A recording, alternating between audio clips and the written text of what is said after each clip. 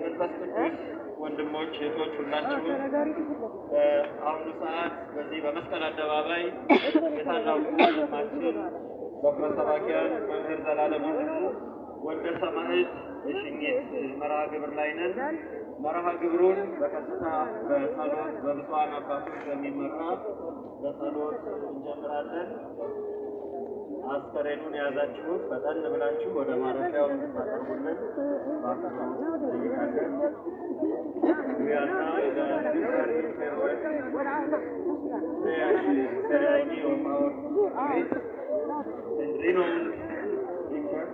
Teacher of the Orthodox Church for the last 36 years. He was preaching all over Ethiopia, all over the world. We are deeply saddened by his departure, and we are now gathering here to honor this great preacher and symbolic for our church.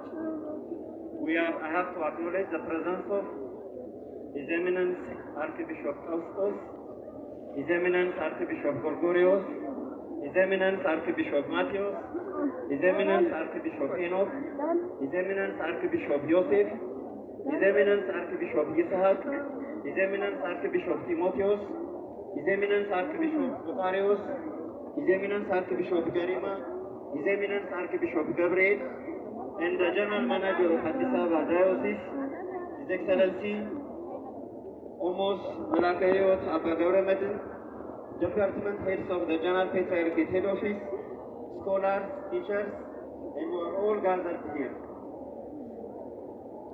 So we now open our gathering with a prayer led by our eminent Archbishop.